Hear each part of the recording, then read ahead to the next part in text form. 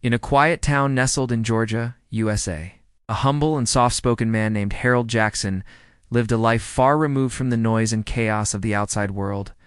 He was a war veteran, one of the brave African-American soldiers who had served in Vietnam decades ago. Now in his late 60s, Harold lived alone, spending his days volunteering at a local community center, fixing broken bicycles for neighborhood kids, and maintaining his modest home with pride. Harold wasn't rich, never sought fame or money. What he had, though, was dignity. The kind of dignity you earn after sacrificing your youth for your country, only to return home and face society still blind to color. Yet, he never complained.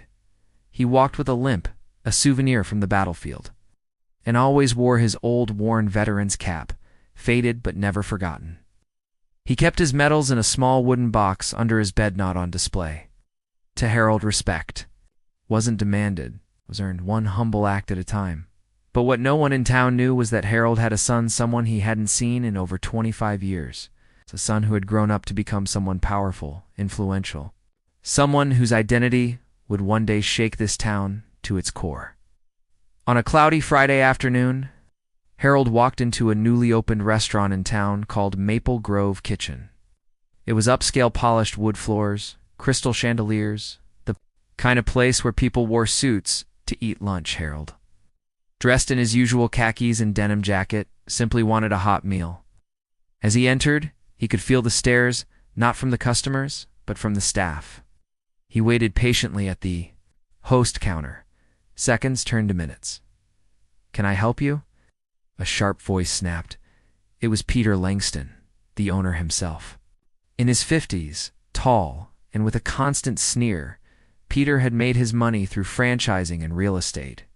He didn't like certain kinds of people in his restaurant, especially those who looked like Harold. "I'd like a table, please," Harold said softly.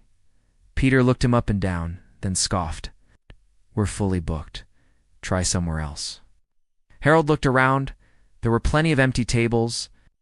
"I don't mind waiting," Harold replied politely. Peter leaned in. "I don't think this is the right place for you. This is an upscale establishment. We don't serve your kind." The words cut deeper than any wound Harold had ever taken in war. But he didn't react. He simply nodded and turned to leave. Young waitress nearby, Sarah, watched in silent horror. She had just started working there. Her conscience wrestled with her fear of losing the job. Unbeknownst to Peter, a customer at the restaurant had captured the entire incident on video. The clip, less than 2 minutes long, showed a decorated veteran being quietly humiliated. By evening, the video was viral.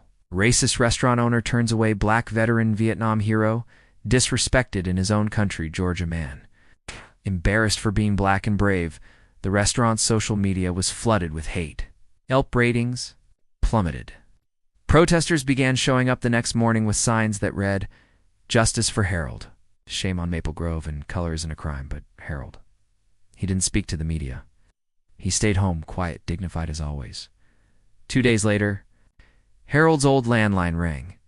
"Mr. Jackson? This is Officer Rachel from the County Sheriff's Department. We have someone here who says he's your son. Would you be willing to come down?" Harold was stunned. "My ... son." He hadn't heard that word in years. He arrived at the sheriff's office slowly. Beside sat a tall man in a 3-piece suit, clean-shaven, with eyes full of pain and love. "Dad, it's me ... Arts." Marcus. Harold's knees buckled. Marcus rushed forward and caught him. Marcus wasn't just any man. He was a federal judge, one of the youngest black judges appointed in the state, known for fairness, fearlessness, and power. When he saw the video of Harold being mistreated, he dropped everything. "You're not just my father," he said. "You're a hero. And now it's time they knew who you are." Marcus immediately launched a legal investigation. He contacted the state's Civil Rights Division, a network of federal prosecutors and civil liberties activists.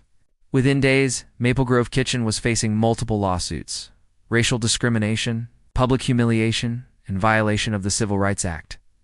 Local news stations began broadcasting Harold's story nationwide: CNN, MSNBC, and even international. News outlets picked it up. Interviews were requested, but Harold remained humble and quiet. Marcus handled the public side, the town mayor, who had once served alongside Harold's brother in the army, called an emergency town hall meeting. Citizens poured in. People who had once looked the other way now wanted to apologize. A local teacher stood up in tears. "My father was in Harold's unit. He saved his life. We owe him more than we can ever repay." The mood shifted. Silence turned to applause. Peter Langston refused to apologize. He hired a legal team and claimed he was being targeted unfairly. But the footage was clear. Multiple witnesses spoke. Marcus, while not directly prosecuting, attended every session. The courtroom was packed. Civil rights groups joined the case. Peter's defense crumbled when a former employee testified that Peter had used racial slurs repeatedly and enforced an unspoken dress code to keep people like Harold out. The jury deliberated for 3 hours.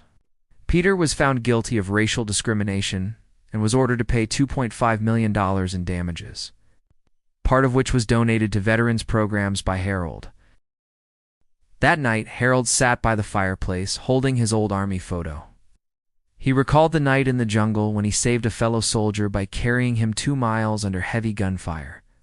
That soldier's name, Robert Langston, Peter's father, Harold, whispered to himself, "Funny how history forgets, but pain remembers." Tears welled in his eyes.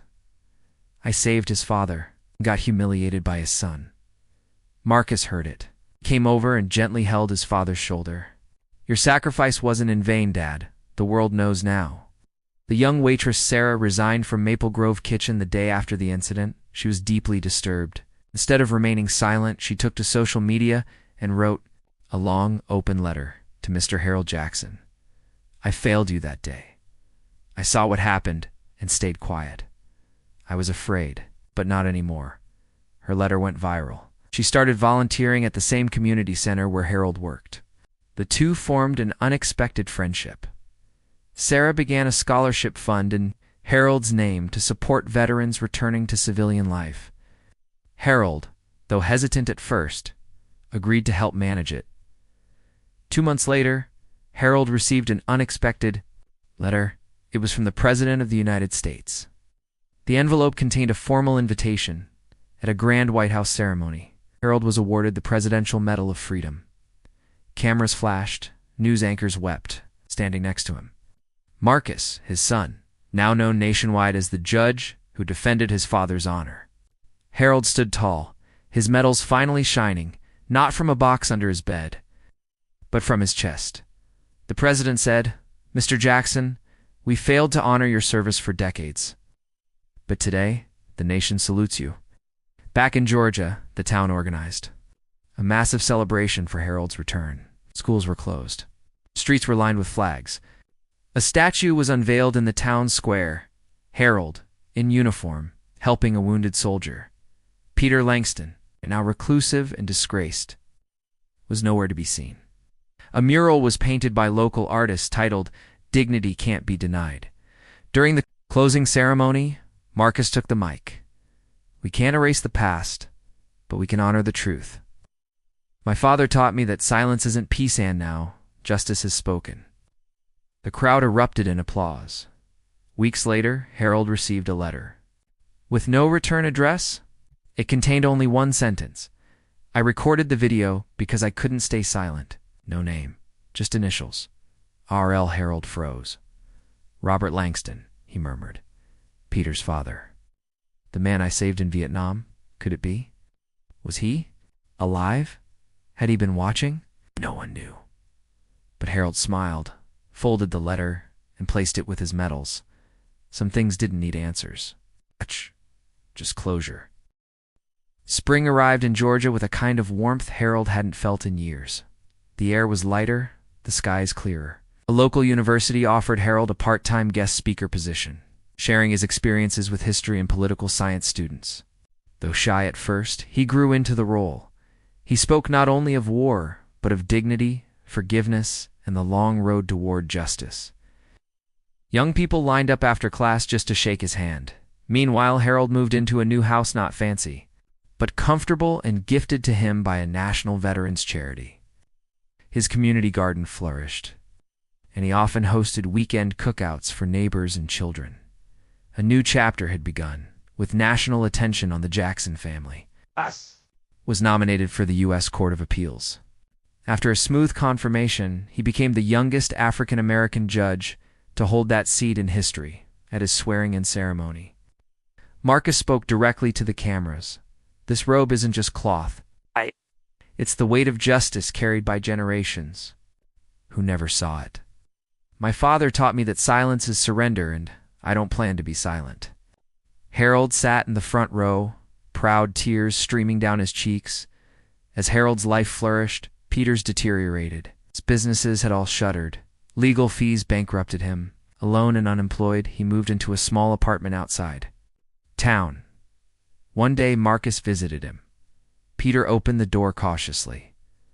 "What do you want?" "I'm here because my father believes in closure," Marcus said. Peter looked down. "I was wrong. I was proud, angry. I blamed the world." Marcus didn't respond with hate. He handed Peter a folded photo. It was of Harold saving Robert Langston in Vietnam. "He saved your father. Don't let that be forgotten." Peter broke down. For the first time, not out of shame, but reflection. On Veterans Day, the town held a massive event. Marcus, Sarah, and hundreds of community members attended.